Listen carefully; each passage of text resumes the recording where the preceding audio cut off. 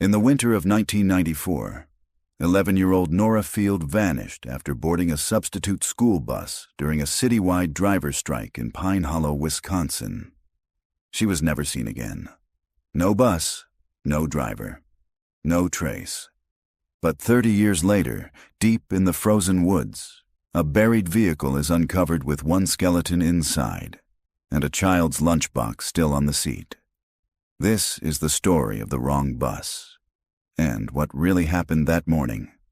Before we begin, if you're drawn to cold cases, hidden truths, and stories that leave you haunted, subscribe for more investigative true crime mysteries every day. February 3rd, 2024. Location: Pine Hollow, Wisconsin. During a winter logging operation, workers discover the buried roof of an old yellow school bus in the frozen soil. When the authorities exhume it, they find only one skeleton, an adult male still in a driver's uniform, and a child's red lunchbox marked with masking tape. Nora Field, Room 6B. February 4th, 1994, location: Pine Hollow, Wisconsin. The school district sent the robocall just before sunrise. Due to the ongoing bus driver strike, students in the Pine Hollow Unified School District were to make alternate travel arrangements. Some parents drove their kids. Others relied on carpools or last-minute favors.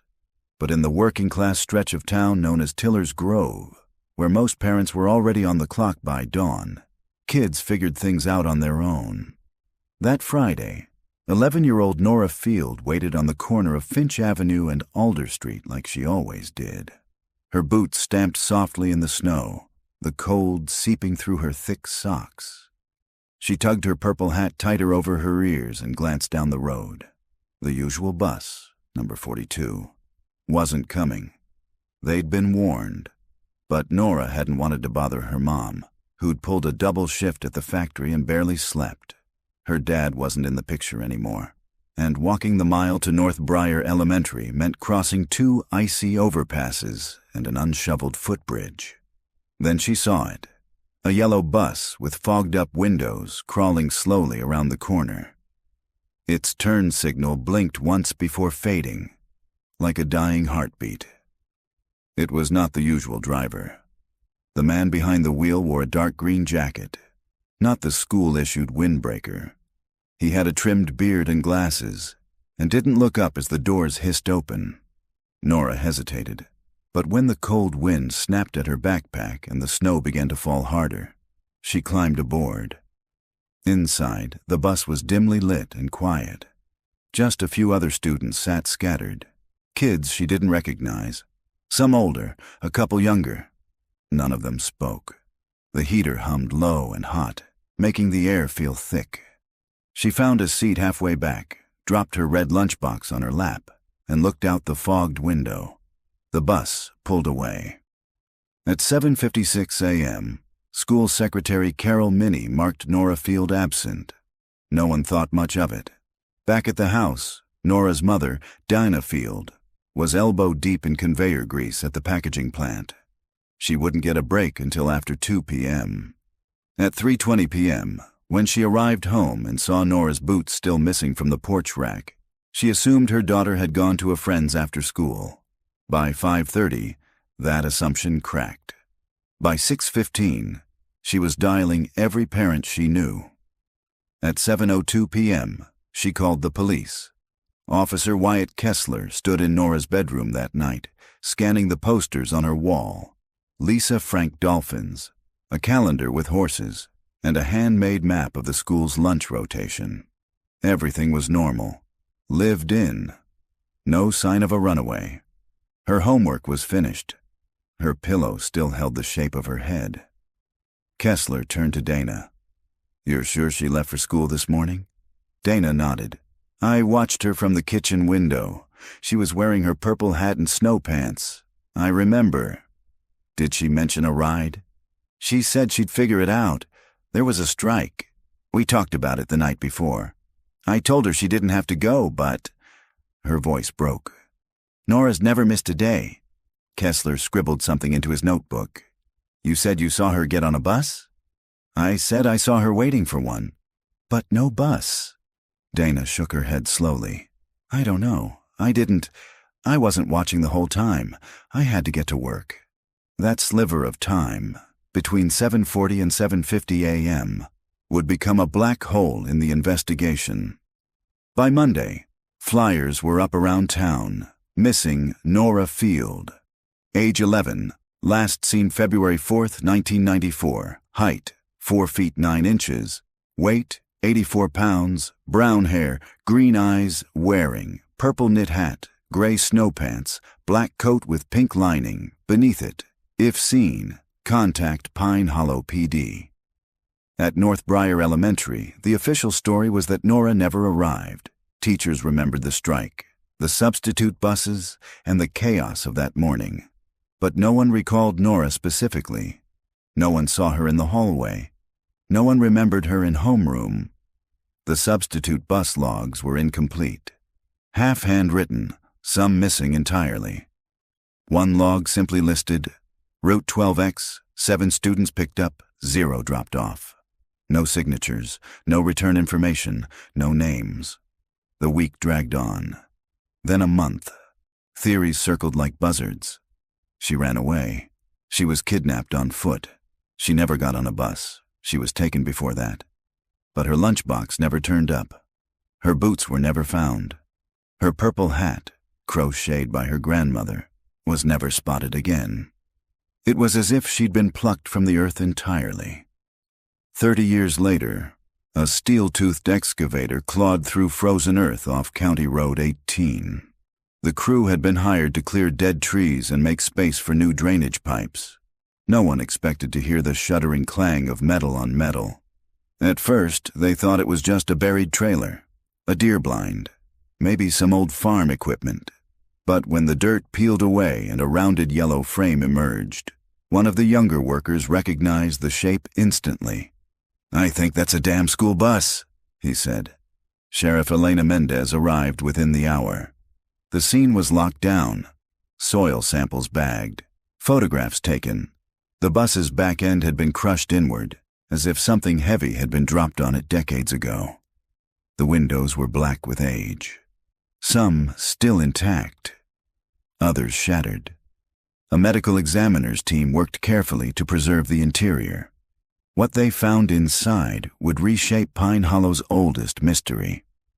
In the driver's seat, a skeleton still in a green jacket, mummified, slumped sideways, hands still on the wheel. On the third row, left-hand side, a red plastic lunchbox with a peeling label, Nora Field, room 6. B still zipped shut. Inside, a bruised apple, a Capri Sun pouch, a folded permission slip for the North Briar Science Fair, dated February 7th, 1994. But no child, no remains, no footprints in or out, no blood, no clothing, just the lunchbox, waiting. February 5th, 2024, location, Pine Hollow, Wisconsin. The bus had no license plates. The VIN had been filed down and partially torched, leaving behind only warped steel and the faint outline of a serial sequence that led nowhere. Sheriff Elena Mendez stood beside the vehicle's open side door, one gloved hand on her radio, the other clutching her scarf against the wind. It was 6 degrees and falling. The heat from the crime scene lights shimmered like ghosts against the snow-packed trees. Inside the bus, the corpse in the driver's seat was now tagged and bagged. The remains had been carefully lifted by the medical examiner's team and transported to the State Forensic Lab in Madison. But the lunchbox, the red one, remained behind, sealed inside an evidence bag and held with reverence. Elena studied it for a long time before speaking. "Get me everything we have on the original disappearance," she said into the radio. "I want the full Nora Field file, and find out who the hell was supposed to be driving substitute Route 12X that day." Pine Hollow Police Department. Evidence Room. The case file was labeled number 94-0212, Field, Nora. It had sat untouched in cold storage for 28 years. Detective Emery Pratt laid it out on the evidence table like an old photograph album, thick with statements, faded Polaroids, and typewritten reports. He paged through the original witness list, looking for anything that might point to the man behind the wheel of that buried bus. There was a section from February 1994 titled, "Drivers Cross-Checked with Substitute Logs, February 3rd to 6th. Half the names had been underlined. All were verified employees, but one was blank. Route 12 ex-driver. Time out, 7:43 a.m. Student 7, estimated notes. Did not return to depot. Driver not identified. Bus not signed out officially. Emery ran his fingers along the faded carbon paper. Jesus, he muttered. He just took it. Back then, the strike had made everything chaotic. Dozens of parents offering rides, a handful of substitute drivers brought in from outside counties. No background checks, no digital logs, just hasty signatures and manual clipboards. Someone had taken advantage of the confusion and stolen a bus. February 6th, 2024. Madison State Forensics Lab. Dr. Marianne Coulter, a forensic anthropologist with 31 years of experience, pulled off her magnifier headset and scribbled a note. Age, approximately 50 to 60. Sex, male stature, 5 feet 9 inches to 5 feet 11 inches. Anatomy consistent with Caucasian male. Time of death. Likely winter 1994. Within 1 week of disappearance. Cause of death, undetermined. Suspected head trauma. Clothing, green jacket, khakis, cracked leather gloves, no wallet, no ID. Only unique item, keyring with a single brass locker key marked J26. Emery stared at the photograph of the key. What's J26? Could be anything, doctor. Coulter replied. Locker, storage unit, apartment mailbox, but it's not school issued, and it doesn't match any locker systems from the Pine Hollow district. Maybe he wasn't from Pine Hollow. They ran the dead man's dental records against state databases. Nothing. No matches in national missing persons. No fingerprint record. The bus driver, it seemed, had been a ghost. That same day, local news picked up the story. Breaking. Bus found in woods linked to 1994 missing child case. Headline spread across Wisconsin. Donna Field watched from her one-bedroom apartment on the west side of town, hands clenched so tightly around a coffee mug that her knuckles ached. She hadn't spoken publicly about Nora in over a decade. She'd stopped answering questions long ago. Grief had its own erosion process, and hers had carved her into a kind of permanent shadow. But seeing the lunchbox on screen again, her handwriting on the tape, unraveled something inside her. She picked up the phone and called the police. I'm ready to talk, she said. Interview room B, Pine Hollow PD. Detective Pratt slid the photo of the bus across the table. Is this the lunchbox Nora took to school? Dana nodded slowly. I packed it the night before. Peanut butter and banana sandwich. She said jelly made the bread slimy. He flipped to another image. Do you recognize this man? She stared at the corpse photo, cropped, respectful, but unmistakably dead. No, she whispered. That's not any driver we knew. It's not Mr. Hellberg. He drove Route 42. He wore a blue jacket with a badge. And what would Nora have done if a stranger pulled up in an unfamiliar bus? She was trusting, Dana said quietly. She would have believed he was just helping, especially if he said he was covering the route. She wouldn't have questioned it. Number she would have gotten on. She didn't like making people feel bad. New lead, locker key. J26. 3 days later, the key was matched to a now-defunct storage unit facility just outside of Janesville, Wisconsin, 80 miles from Pine Hollow. The building had been condemned after flooding in 2003. Unit J26 was listed under a fake name, Donnie Ray Schultz, paid in cash. The box had been untouched since 1995.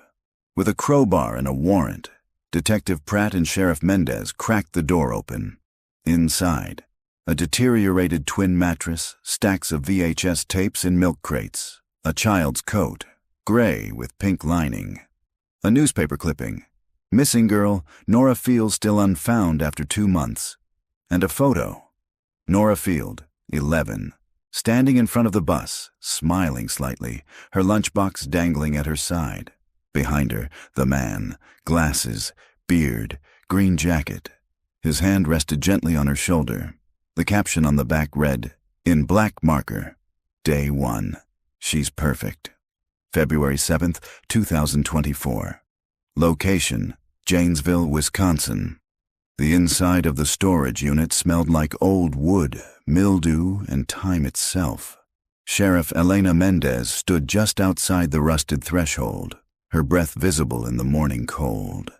Detective Emery Pratt crouched near a stack of milk crates, each one labeled in black marker. Volume 1 to 20, Volume 21 to 40. Backups. He didn't open them yet. Not without gloves, not without backup. But the photograph in his hand already said too much. It was printed on glossy paper, the kind you'd get at a corner photo lab in the 90s. Nora Field stood in front of the yellow bus, her smile hesitant, as if unsure whether she was posing or being caught off guard. The most chilling detail wasn't the man beside her. It was the background. Thick evergreens, an unpaved clearing, no buildings, no street signs. A place out of bounds, a place meant not to be found. By 10:30 a.m., CSU had arrived. The unit's contents were photographed, cataloged, and loaded into evidence vans. The mattress was removed last, stiff and rotted. Beneath it, they found a flashlight with dead batteries, a spiral-bound notebook titled Sleep Schedule, and a small cracked plastic box containing 4 used cassette tapes, each labeled with a single initial and a number, N.1, N.2, N.3, N.4. They were transferred to a forensic AV lab in Madison for careful recovery. None were to be played until cleared by the DA and trauma support teams. There was too much risk, legally, emotionally, psychologically, but everyone already suspected what was on them. That evening, Detective Pratt and Sheriff Mendez returned to Pine Hollow to brief Nora's mother. Dana Field sat in the same apartment, older now, the walls lined with framed nature prints and a few dusty photos of a life long interrupted. She hadn't changed much in 20 years, still stoic, still watchful, but the light in her had thinned. They didn't show her the tapes, but they showed her the notebook. Sleep schedule. Week 1. Nora wakes 6:02 a.m., lights off 9 p.m., cereal, apple juice, cold, not warm. No talking after 8 p.m., brush teeth, supervised, movie time. Reward behavior, do not discuss parents. If questions persist, increase. Phase 2 audio. Dana's hands trembled as she flipped through it. The entries were clinical, dispassionate, like a zookeeper tracking an animal's routine. "Is this real?" she asked, voice cracking. "Is this what he did to her?" Emery's answer was quiet. "We believe he took her to a remote location. This notebook confirms prolonged captivity. We just don't know for how long."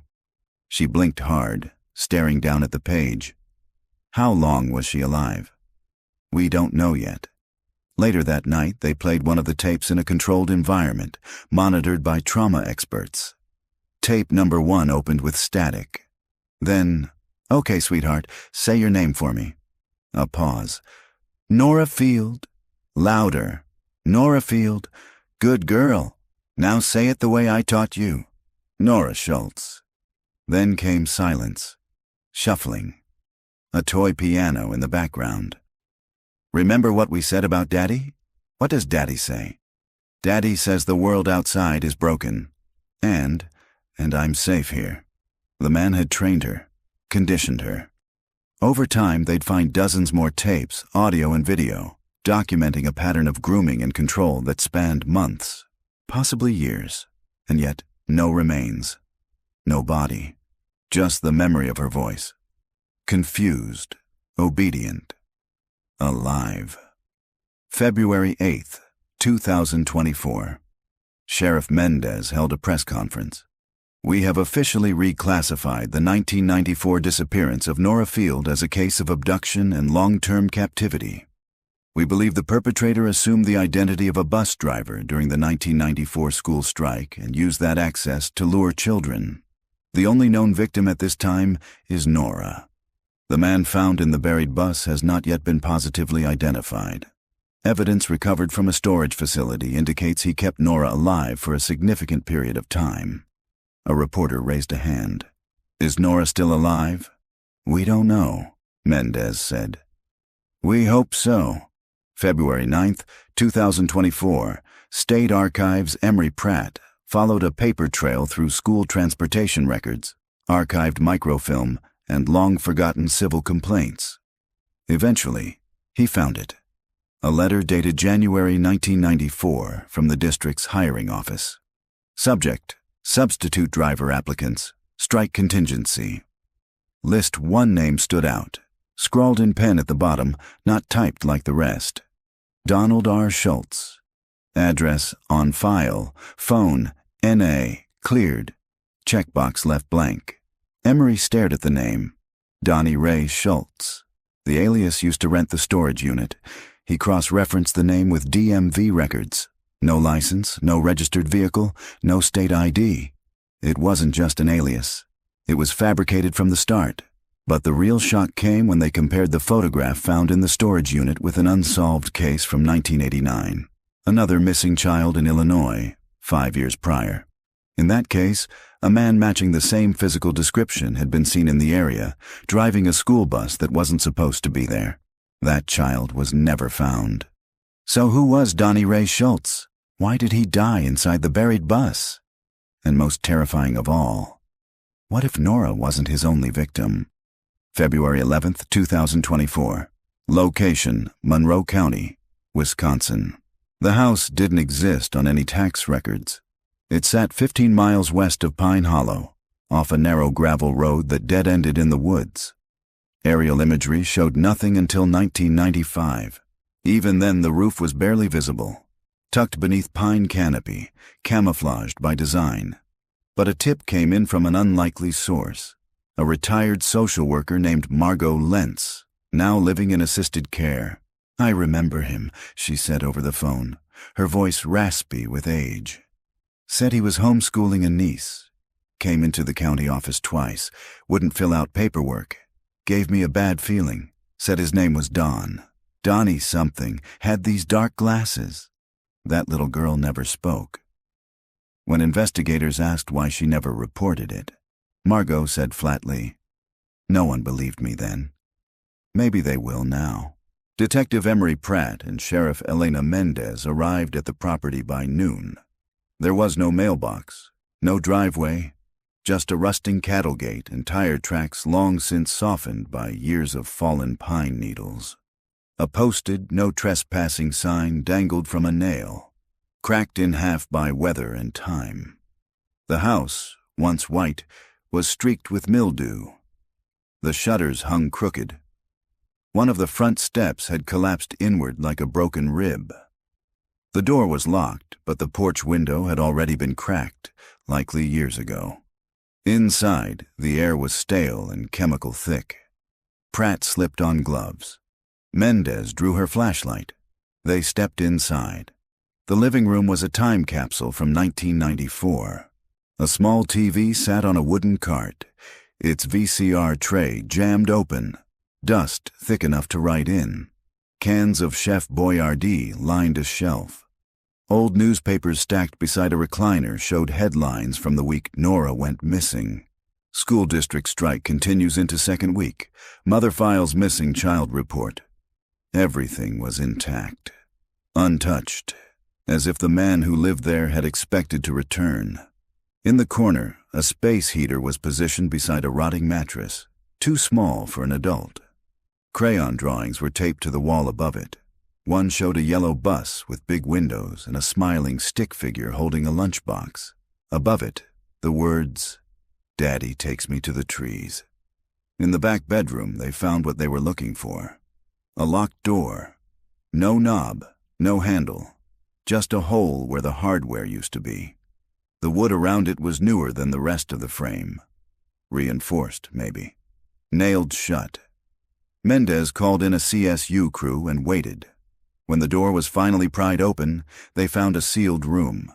Pink walls, a collapsed twin bed, shelves with long-expired food, children's DVDs and plastic toys, a bucket with an old lid, a single ceiling light broken.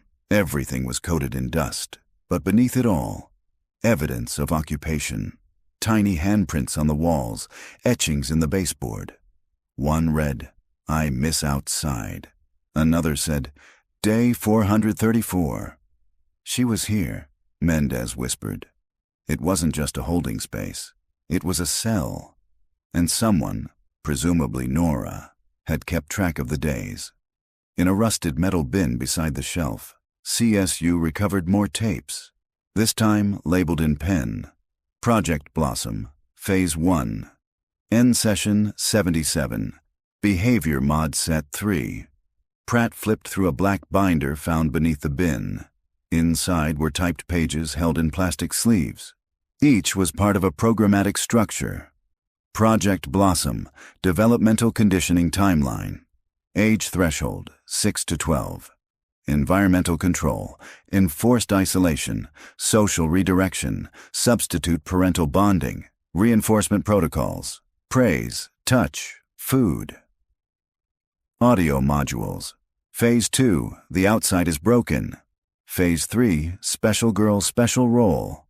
Objective, Develop total dependency and emotional imprinting on the caretaker. Mendez looked up. This wasn't just about Nora. He was testing something, or rehearsing it, Pratt added grimly. Back in Pine Hollow, Dana Field's apartment. Dana clutched the printed report in her lap. The words blurred in her vision. Project Blossom, Developmental, Phase 3, Parental Bonding. None of it made sense, and yet all of it explained what she had feared all along. That her daughter's disappearance had not been random, not impulsive. It had been orchestrated, a method, a system. Her daughter had been a case study in psychological captivity. February 12, 2024, State Forensics Lab, Madison. The girl in the tapes was unmistakably Nora. Her hair grew longer between videos. Her tone changed. Her voice lost the childish lilt over time. "Can we go outside today?" "No, sweetheart. Outside is sick. We're safe here." "But I miss Mommy. I'm your daddy now. Say it." "You're my daddy." The final video recovered from the house had no label. It showed Nora in a winter coat, standing just outside the pink room. She looked older, maybe 13 or 14. Her eyes were hollow. Her voice was barely above a whisper. "If someone finds this, my name is Nora Field. I think I've been here for a long time. I don't know what year it is. I used to live on Finch Avenue. I miss my mom. I think Daddy's sick. He sleeps all the time. I'm going to try to get out." She leaned toward the camera, then whispered, "If this is the last one, I'm sorry." Then the screen went black. There were no other tapes, no further evidence of her escape.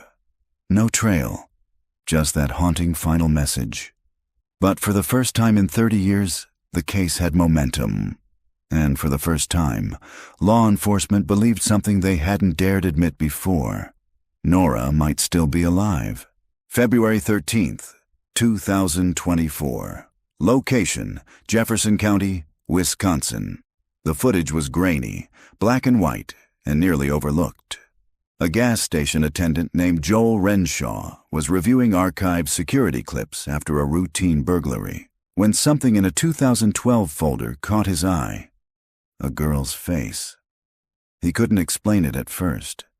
It wasn't suspicious, just unsettling. The way she glanced toward the ceiling camera, the way her body stayed unnaturally still, and the man beside her, older, bearded, hand firm on her shoulder, kept whispering into her ear while she never spoke. Renshaw paused the video. There was something wrong about it. She looked young, but her eyes didn't match. Too quiet, too hollow. He clicked the timestamp, May 19th, 2012, 3:47 p.m. Then he called the sheriff's office. February 13th, 2024, 4:02 p.m. Detective Emery Pratt watched the clip in silence. The gas station was just off Highway 26 in Jefferson County, roughly 90 miles from Pine Hollow. The footage showed a man, late 50s, glasses, short beard, guiding a girl, roughly 15 or 16, into the shop. He purchased motor oil, 2 water bottles, and a pack of batteries. The girl stood behind him, stiff. Her coat looked borrowed, oversized. Her hair was long, matted, parted down the middle. Her face was partially visible. Joel paused it. "That's the frame that made me call. She looked right at the lens. You see it?" Mendez leaned forward. "Zoom in." He did. Slowly, carefully. The girl's eyes locked with the camera. One iris slightly darker than the other. A detail from the original missing person report. Emery whispered, "That's Nora." They compared the footage to the final video recording found at the farmhouse. Eyebrow arch, nose shape, scarring on the left cheek from a childhood bike crash, noted in her pediatric file. It was her. Nora had been alive in 2012. The man with her wasn't Donnie Ray Schultz. He was too young. Smoother skin. Different gait. Taller. Sheriff Mendez froze the screen. "If that's not Donnie, who the hell is that?" February 14th, 2024. FBI Field Office, Milwaukee. With state lines potentially involved, the FBI joined the case. Special Agent Lucas Dyer, specializing in child trafficking and long-term abduction profiles, was assigned to consult.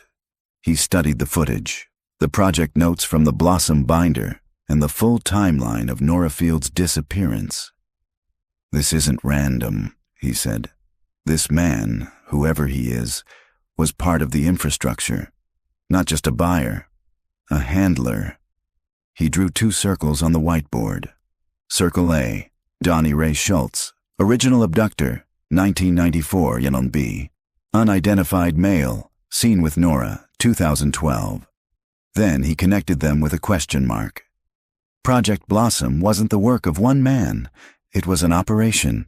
February 15th, 2024. Backtracking the video. The clerk who was working the day the tape was made, 12 years ago, was tracked down. Her name was Leanne Dunley, now 34, living in Des Moines. She remembered them. He was quiet, protective, but not fatherly, like he was holding a leash, not a hand. I asked if the girl was okay. He smiled and said she didn't talk much. Leanne remembered one more thing. She left behind a piece of paper in a cardboard box in her basement, filed with old notebooks and receipts. Leanne found it, a receipt left on the counter. On the back, scrawled in pencil, "If you read this, my name is Nora Field. Help me, please." The handwriting matched samples from Nora's elementary school, but the message had been missed, misplaced, buried for over a decade, and it proved something else. She was still trying to escape. February 16th, 2024. Criminal pattern begins to emerge. FBI analysts pulled national reports of missing or silent teenage girls seen in the company of older men between 2000 and 2015. A pattern emerged. Remote check-ins, generic motel names, same brand of prepaid gas cards, multiple girls, same behavioral profile. Silent, expressionless, compliant. In 3 separate cases, the man was described as glasses, clean-shaven or short beard, polite, always paid in cash. He never used his real name. Alias confirmed, Kevin Willis. Driver's license in that name was fake, but it matched the man in the gas station video. February 17th, 2024. A van registered and his name is found. At an impound lot in Kenosha County, a gray 1998 Dodge Ram van had been towed after sitting abandoned in a Walmart lot for 3 years. Inside were 16 empty water bottles, a mattress pad, a broken GPS device, and in the glove compartment, an old Polaroid photo. The girl in the photo was not Nora. She was someone else. Younger, different hair, dressed similarly, and on the back, written in shaky print, "Wendy, 2006. Sheriff Mendez stared at the photo. "There's more of them." Pratt nodded. "He's not just transporting them, he's replacing them." February 18th, 2024. Nora's mother. They didn't show Dana the footage, not the full thing, but they showed her the still of the girl staring into the camera. She stared for a long time. "That's her," she said quietly.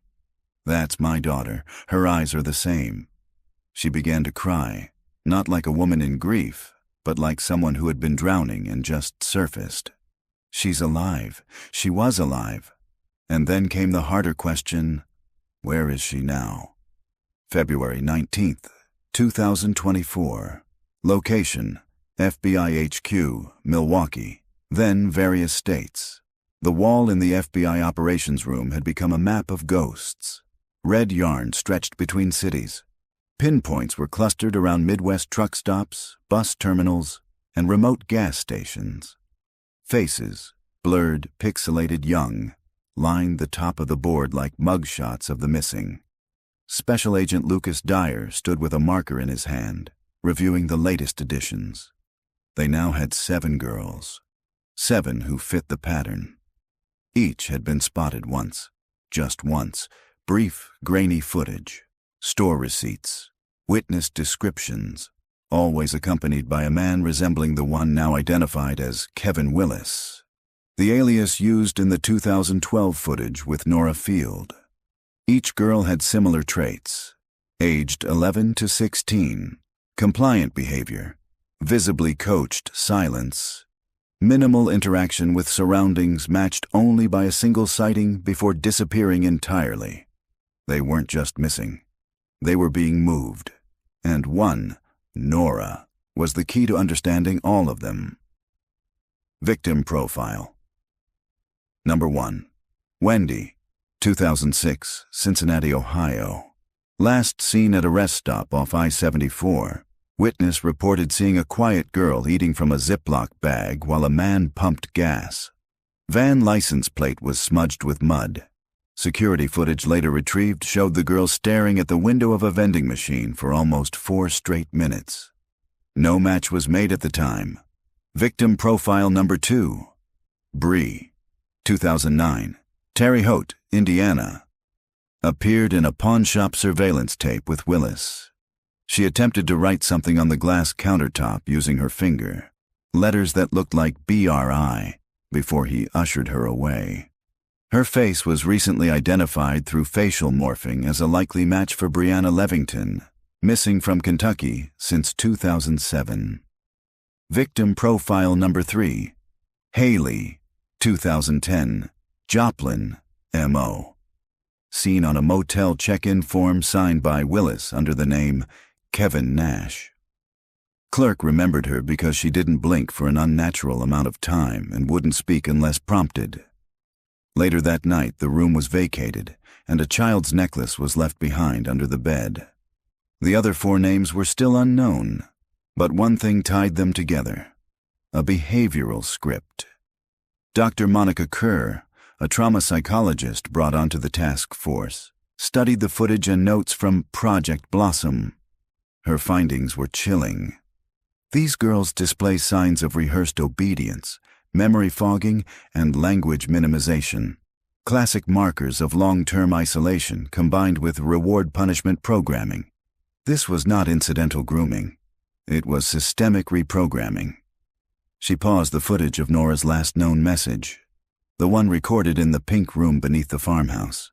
"If this is the last one, I'm sorry." Dr. Kerr looked to the team. She wasn't just documenting her life. She was following instructions. February 20th, 2024. Evidence update in the recovered materials from the Monroe County farmhouse. CSU uncovered a hand-drawn behavioral chart on laminated paper. Level system? Princess Room, Level 1, Quiet Time, Level 2, TV plus Storybook, Level 3, Outside Walk, if safe, Level 4, Special Reward, Level 5, Camera Time with Daddy. Each level required 3 gold stars. Each star had to be earned. Beneath the chart, in a child's handwriting, I want Level 5 today. I will do good. Special Agent Dyer stared at the evidence table. This wasn't just about captivity, it was conditioning for performance. February 21st, 2024. Search for Willis intensifies. The alias Kevin Willis had been used for motel registrations in 5 states, a library card issued in Topeka, KS, no books ever checked out, a storage locker rented in Des Moines, Iowa, found empty in 2019. The real Kevin Willis had died in 1992 in a boating accident in Arkansas. The identity was stolen. Every clue led to a dead end, except for one. A pawn shop in rural Iowa still had surveillance tapes from 2011. February 22nd, 2024. Breakthrough. The footage was faint but usable. It showed Willis pawning a digital camcorder. On the counter beside it was a case labeled Blossom 7, 2011, some final run. When agents retrieved the pawned camcorder, the case was empty. But underneath the foam padding tucked between the seams of the case was a torn corner of a map, circled in red ink, Stillwater, Minnesota, and scrawled beneath it, Drop Site B. February 23rd, 2024. Mobilization begins. Special teams were dispatched to Stillwater. Satellite images revealed an abandoned grain storage facility, closed since 1999, located 2 miles from the main road, surrounded by tree lines and disused train tracks. No listed ownership, no utility use, no paper trail. But for investigators, it looked exactly like the kind of place you wouldn't find unless you were meant to. And somewhere, possibly in those walls, Nora Field might still be alive. February 24th, 2024. Location, Stillwater, Minnesota. The grain silos rose from the frost-bitten earth like forgotten sentinels, tall and rust-streaked, flanked by a corrugated warehouse and an access road barely wide enough for 2 trucks to pass. The property was officially listed as abandoned agricultural storage, closed in 1999 after a pesticide spill. But satellite imagery showed something odd. Fresh tire tracks in the gravel, patterns too neat to be incidental. Someone had been coming and going, quietly. Special Agent Lucas Dyer stood beside the lead tactical van, binoculars in hand, eyes on the building's south entrance. Wind tugged at his coat. The air reeked faintly of ammonia and rot. Behind him, FBI units waited in silence, armed and armored. A cold rescue was the worst kind. Risk of injury, contamination, environmental collapse. But they couldn't wait any longer. Inside that compound might be Nora Field, or what was left of her. 9:02 a.m. Entry initiated. The front door was chained, but not locked with a key. Just a rusted padlock hanging loose. It was a warning, not a barrier. 3 agents breached the warehouse first, sweeping right. Dyer followed left. Dust coated everything. Rodent droppings peppered the floor. Machinery sat in rusted heaps. Hulks of conveyors and grain augers. Old bags of soybean meal lay burst in corners like decaying lungs. But then they reached the interior office. A plywood wall divided it in 2. One side was open. The other was sealed with a sheet of corrugated metal bolted from the inside. And near the base, a drawer-sized cutout like a feed hatch. 9:17 a.m. Door breach agents pried back the metal. The hinges groaned but gave way. Inside, a cot with pink bedding, child-sized a portable DVD player, 3 empty water jugs, a camping toilet, a single bare light bulb hanging from wire, and against the far wall, a girl. She sat curled up, knees to chest, wearing a fleece pajama top with unicorns on it and an oversized hoodie. Her hair was tangled past her shoulders, her limbs thin, her skin pale but intact. At the sound of boots on concrete, she squinted into the light. "Are you the test?" she whispered. "My name is Agent Lucas Dyer," he said gently. "You're safe now." She didn't resist, didn't scream. She followed commands without hesitation, eyes flicking between officers like she was calculating how to pass an invisible exam. "Do you know your name?" one asked. She hesitated, then quietly, "Nora, your full name." A pause, then whispered, "Nora Field." 9:43 a.m. EMS evaluation. Begins outside, under a warming tent. Nora sat on a folding chair wrapped in heated blankets. A female medic crouched in front of her, checking vitals, asking soft questions. No visible injuries, signs of mild dehydration, malnourishment, mild hypothermia. No signs of restraint, just psychological damage, deep, layered. She spoke in fragments. "Daddy said I was his star. We were rehearsing. Level 5 was the last test. If I got it right, I'd get to see the other girls." "Other girls?" the agent repeated. Nora nodded. "They were in the videos. He said they passed already. The notebook recovered from the Stillwater site would later confirm. New star, Nora, age 17, clean footage. Final shoot before trade-up. Wendy model expired, disposed 2013. Brianna failed compliance test, reassigned. One line chilled them all. Replacement found, ETA 1 week, girl from Arkansas Fairgrounds." Whoever Nora had just replaced, whoever was being trained to take her place, was out there now. And the man known as Kevin Willis was nowhere to be found. That night, Pine Hollow, Wisconsin. Dana Field stood on her front porch, fingers trembling against her mouth, as an unmarked SUV rolled up the drive. The back door opened.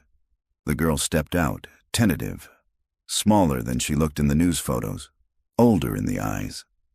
"Mom?" she asked. Dana broke. She ran barefoot through the snow. They met halfway, collapsing into each other, sobbing, neither speaking a word. For the first time in 30 years, Dana held her daughter again. For the first time since the strike morning of 1994, Nora Field was home. February 25th to 28th, 2024. Location, Pine Hollow, Wisconsin. Nora Field hadn't slept in a real bed for almost 3,000 nights. The mattress at the trauma recovery clinic was firm and sterile, but it didn't sag or smell like mildew. There were no hidden cameras, no bolted hatch in the door, no behavior chart tacked above her pillow.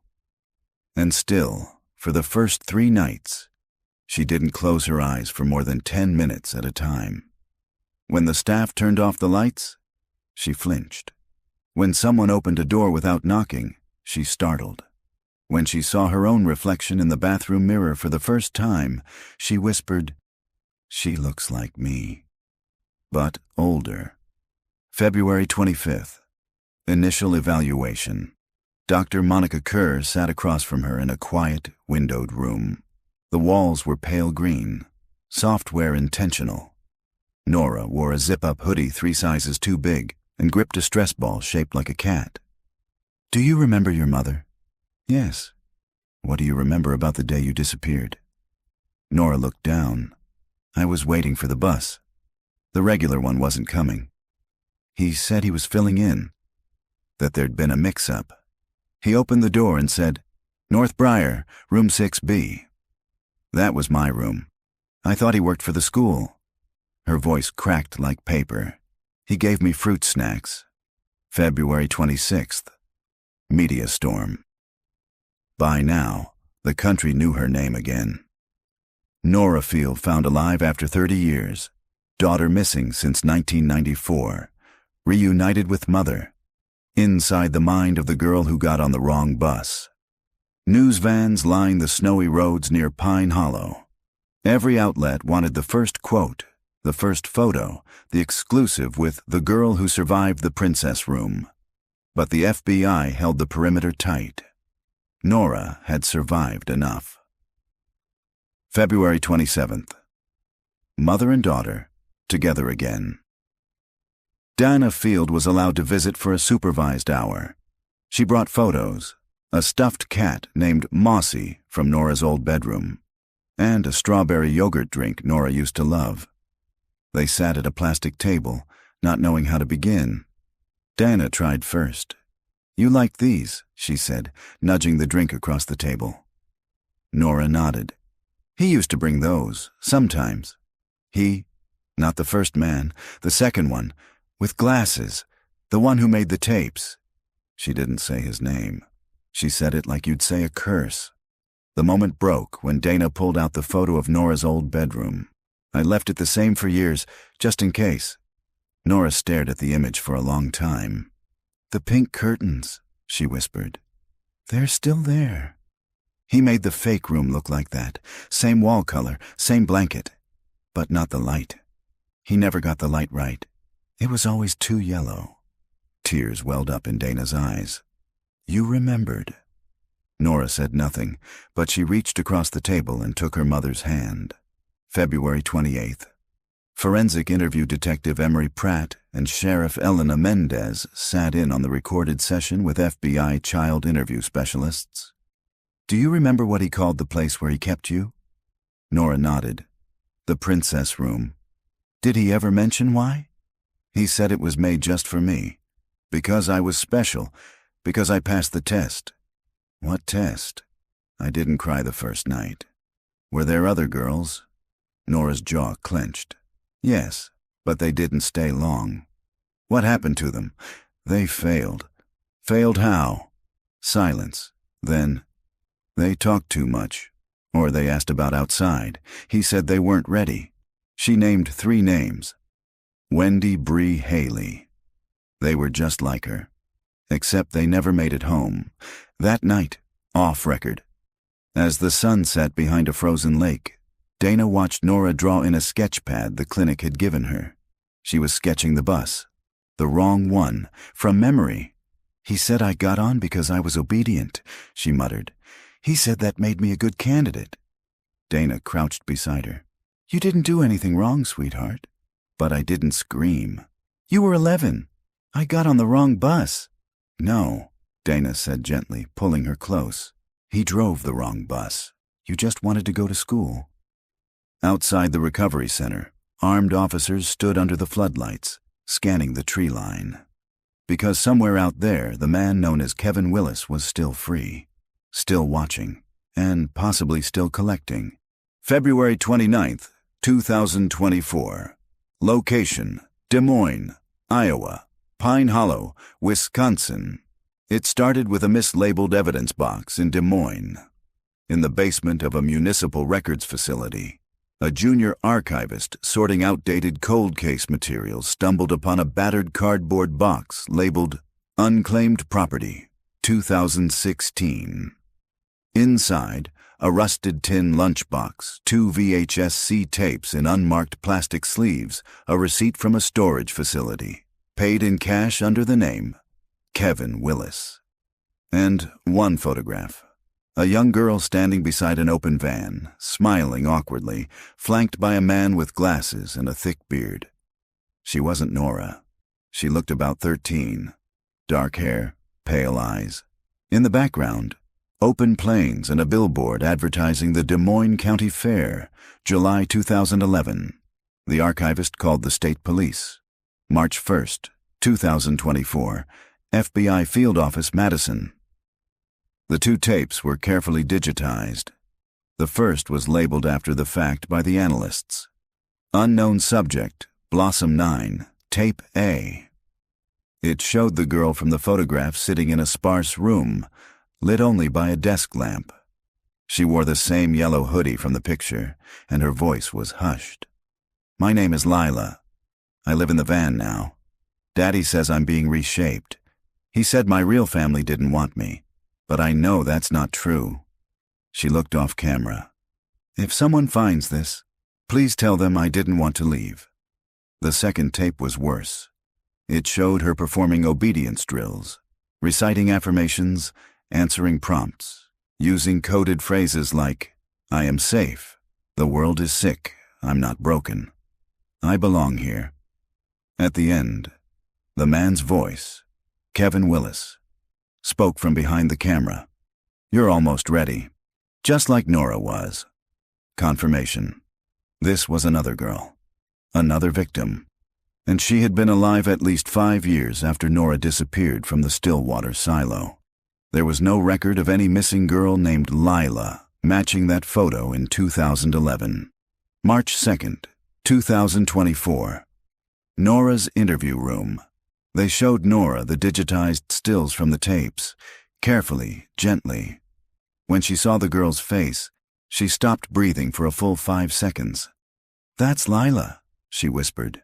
"She was in the room across from mine, in Missouri, I think. We never talked directly. He said we'd contaminate each other's progress." "What happened to her?" Nora shook her head. "One day she was just gone." "Did he say why?" "He said she got curious." The phrase made Mendez's stomach turn. Curious. It meant disobedient. It meant disposable. March 3rd, 2024. Composite profile update. Kevin Willis's behavioral profile was now more than a theory. It was a systematic, modular program. An evolving architecture of captivity. Isolate, reprogram, record, discard, or trade when emotional compliance fails. The tapes weren't trophies. They were products. Some labeled cleanly. Others shoved into abandoned lockers or storage units. Those that didn't meet the final stage, like Lila's, were quietly left behind. March 4th, 2024. Nora's drawing room. She was sketching again. The same things. The inside of the bus. The window in the silo. A girl with dark hair behind a vent grate, peeking out. Dana asked softly, "Who's that?" "That's Lila. You remember what she looked like?" "Yes, I used to draw her after lights out so I wouldn't forget." A pause. "She liked humming. He hated humming." Later, Nora gave one of the sketches to Dr. Kerr. On the back, she had written, "I wasn't the first. I wasn't the last." March 5th, 2024. FBI Task Force expansion. With the Des Moines tapes authenticated and linked to Kevin Willis, the Bureau issued a national directive. Active serial predator targeting pre-adolescent and adolescent girls under the framework of fabricated educational captivity. Suspect operational from the 1990s through at least 2017. Current status unknown. Believed to have trafficked at least 7 confirmed victims across state lines. A full database was opened. All girls with partial names, sightings matching behavioral conditioning patterns, abandoned footage evidence. Any mention of Princess Room, Level 5, or Project Blossom. They were no longer chasing a man. They were chasing an invisible institution. March the 6th, 2024. A new name surfaces from Colorado. An anonymous tip arrived. A woman cleaning out her father's attic found VHS tapes with unlabeled white spines and a black notebook. One tape contained the words, "Princess Room, Trial Phase, Lisa, 1995. In the background of the tape, a girl crying, maybe 8 years old. Hair pulled back, dressed in a pink t-shirt. The man beside her was younger, clean-shaven, no beard yet. It was Kevin. Younger than when he took Nora, older than the Missouri tape. The pattern stretched further back than anyone realized. Lisa, 1995, Nora, 1994, Lila, 2011, Wendy, BRE, Haley, unknown ranges unidentified, ongoing. Each name, a bookmark. Each tape, a sealed page in a playbook of control. They hadn't found all the tapes, they hadn't found all the names, but now they knew what they were looking for. And Nora was finally speaking freely. March 7th to 10th, 2024 location, Joliet, Illinois/FBI HQ, Milwaukee. The sting began with an email. Encrypted. Routed through an overseas server. The subject line read, "Interested in educational media. Private auction, March 10th. Warehouse only." An undercover agent embedded in an online trafficking forum flagged it instantly. The language matched phrases used in coded circles. Education, room themes, compliance demonstrations. These weren't lectures, they were tapes. And the location, a rented commercial warehouse in Joliet, Illinois, 2 hours south of Pine Hollow. The invitation promised anonymity, private viewing rooms, and rare Blossom-lined cassettes available to highest-tier donors.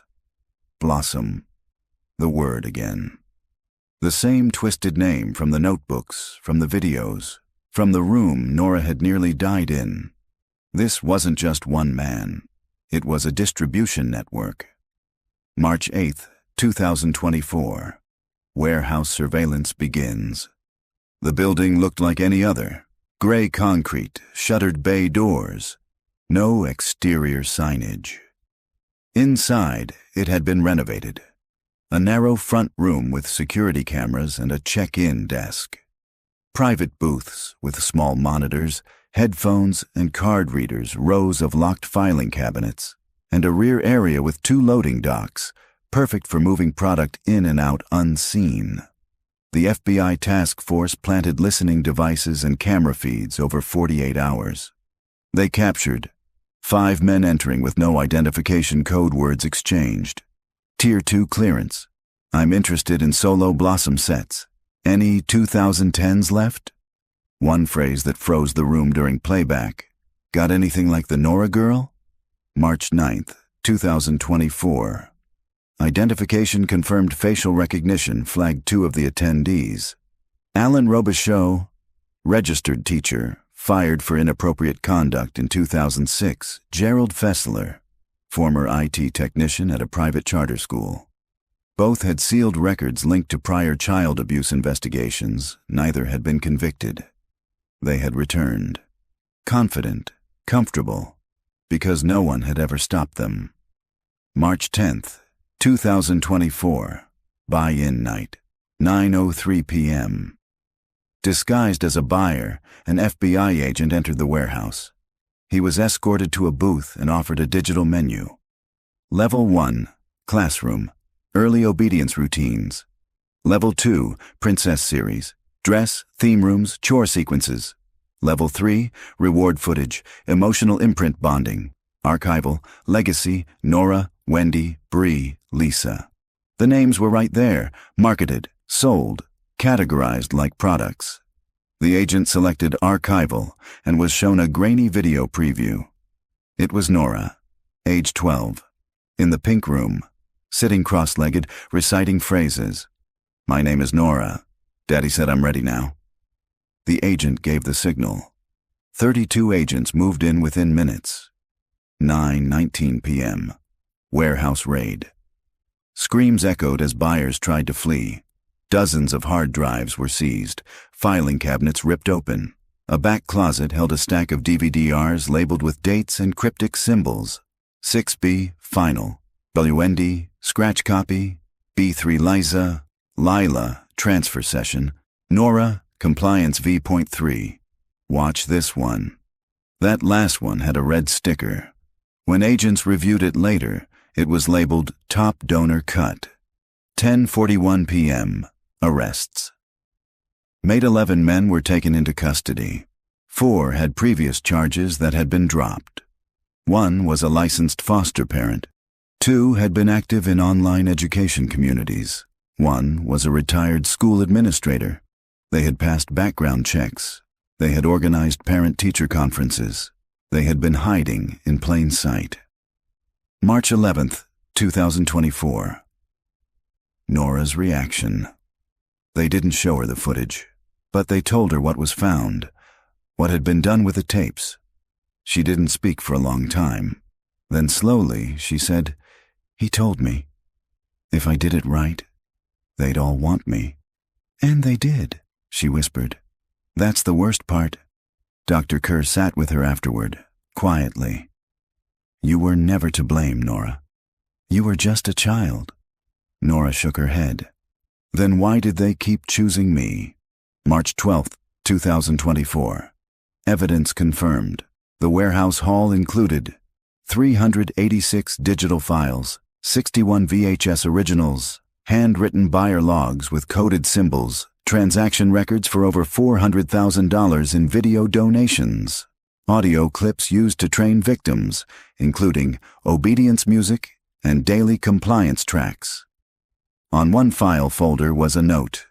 Nora, best compliance subject to date. Repeat her routines for others. She hadn't just been a victim. She'd been the template. Now she was the key to dismantling the entire network. But the man who built it, the one who took her in 1994, was still out there. March 13th to 16th, 2024. Location, nationwide. The man known as Kevin Willis had left no digital footprint. No bank accounts, no tax returns, no valid driver's license. Every ID linked to him, Kevin Nash, Darren Lewis, Harold Witt, Nathan Brisk, traced back to stolen or deceased individuals from small towns across the Midwest. Every alias had one thing in common. It was tied to a school, a district, or a childhood name. He had lived in the gaps between records, carefully, deliberately. He didn't exist on paper, but he existed on tape. March 13th. Forensic Timeline agent Lucas Dyer and Sheriff Mendez worked alongside FBI analysts to reconstruct the timeline using footage from the Joliet warehouse and tapes recovered in Stillwater, Des Moines, and Colorado. 1994, Nora. Pink Room begins. Nora becomes primary subject. 1995, Lisa. First signs of scripting obedience through repetition. 2006, Wendy. Video reveals changing production methods, scripted lesson sequences. 2009, Brianna. Use of fake educational settings. A chalkboard in the background reads, Today's lesson, be quiet. 2011, Lila. Control peaks. Emotional blunting observed. Longer clips. 2017, unknown. Unfinished tape labeled F22, replacement trial. Girl unidentified. Footage cuts mid-sentence. By 2017, he had fine-tuned a system of recruitment, obedience, and disposal. But something disrupted him after that. He vanished. March 14th. Nora remembers something new. In a quiet session with Dr. Kerr, Nora spoke slowly, eyes unfocused. He didn't always look the same. What do you mean? He had faces. He used wigs, facial hair, even voices. Sometimes he'd call himself Mr. Harlan, sometimes Coach. Once he made me call him Principal Jack. Kerr wrote furiously. Did he ever say his real name? Nora hesitated. Only once, when he thought I was asleep. She leaned forward, whispering, I heard him say, Don't forget who you were, Eldred. Eldred. A rare, outdated name. The kind you don't hear often anymore. Dyer ran it through the new database of persons of interest and dormant aliases. One result pinged. Eldred K. Halverson. Born 1963. Deceased on paper, Montana, March 15th. Field investigation. Montana, a graveyard in Carbon County. A small headstone, Eldred Halverson, 1963 to 1965, died at 2 years old. Wrong age. But when they pulled the birth certificate, it had been altered in 1993. Another trail led them to a shuttered elementary school in Park County, Montana. Closed in 1992. One staff photo from 1991 included a man labeled E. Halverson, custodian. The man in the photo matched Kevin Willis. It was him. No beard, younger, wearing janitor blues, smiling, watching. March 16th. Case realization. He'd been working inside school systems, custodial jobs, Substitute driver lists, maintenance rosters, all in rural districts where oversight was minimal, where background checks were handwritten or forged, where kids remembered a friendly face who brought them candy, who knew their teacher's name. And the bus from 1994? It wasn't stolen. It was decommissioned by the district 2 months earlier, but never picked up from the yard. He drove it because no one was looking. He was the perfect ghost. Later that night, Nora's room. She sat up in bed. "I had a dream." "What was it?" Dr. Kerr asked.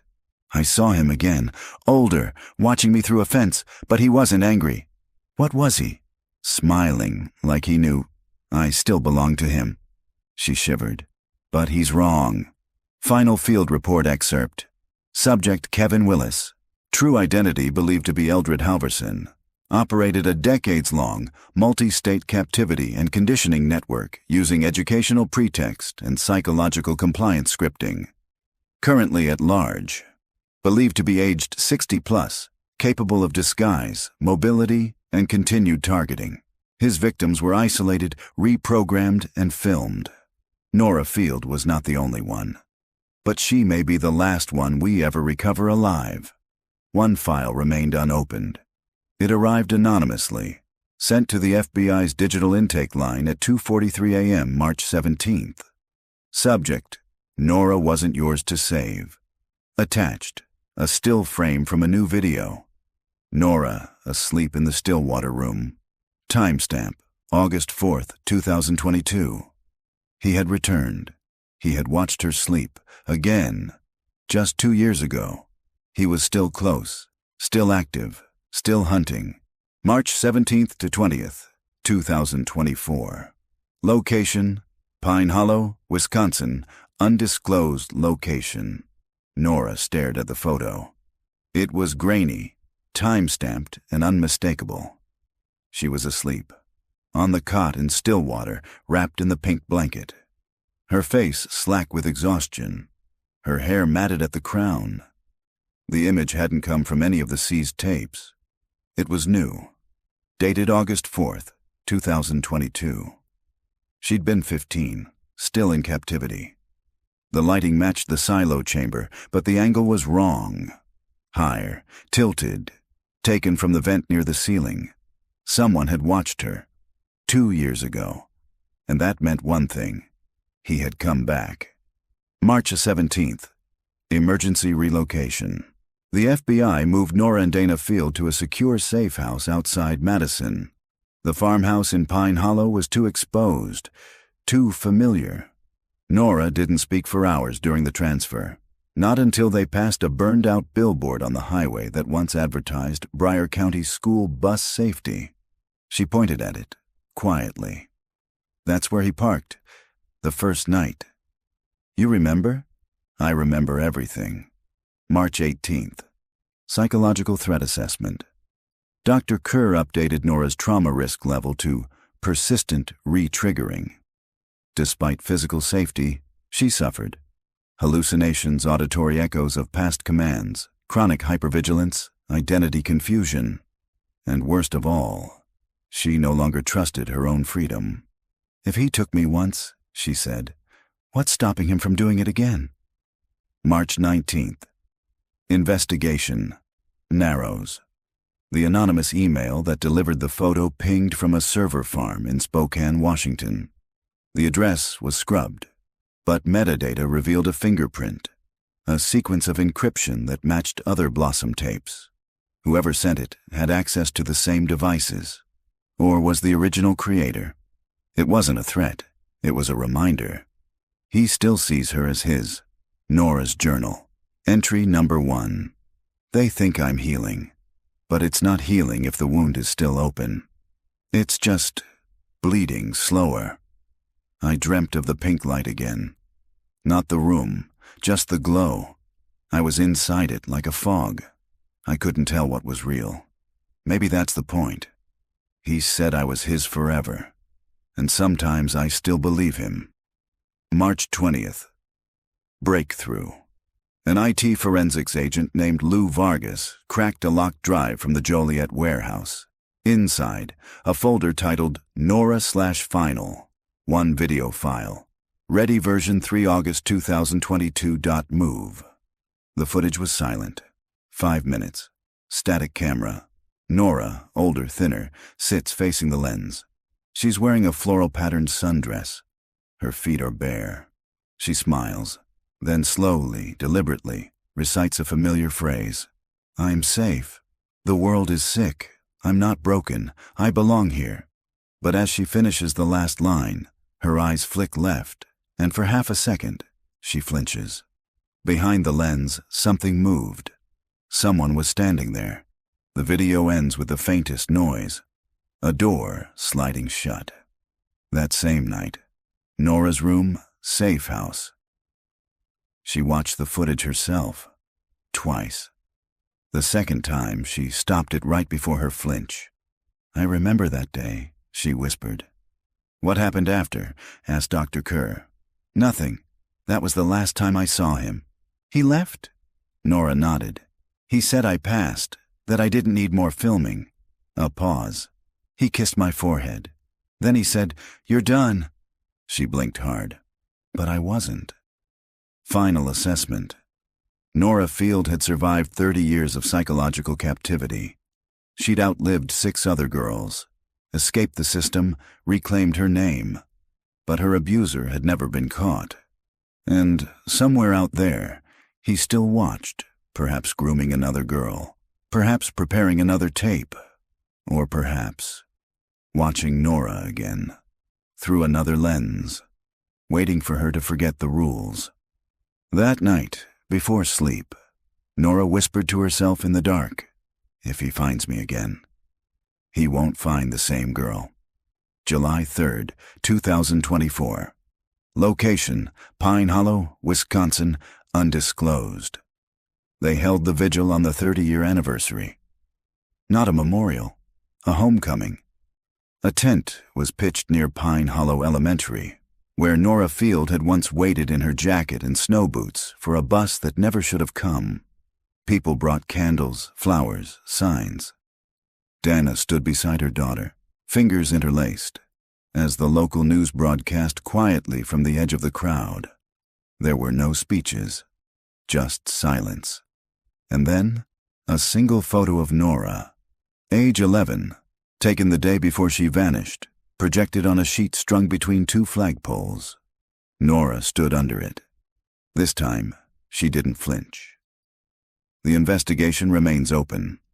The FBI confirmed over 17 tapes tied to the Blossom conditioning program, but the full number of victims is likely much higher. The man believed to be Kevin Willis, real name potentially Eldred Halverson, remains at large. He is now considered one of the most elusive and dangerous serial predators in American history. Interpol and Homeland Security are involved. But the trail is faint. Nora lives in protective relocation now. She takes art therapy courses. She draws every day. Sometimes she sketches the room, the pink glow, the narrow bed. Other times she sketches other girls, not as victims, as they should have been. Wendy smiling in a library. Lisa swinging in a backyard. Lila holding a balloon in the middle of a state fair. She draws them as free. From Nora's journal, July 3rd, 2024. There are days I forget he's real, but then I see a girl on a corner, waiting alone, and I remember. Not everything that looks like a bus is a bus, and not everyone driving it is trying to take you home. Final message from Nora to the public.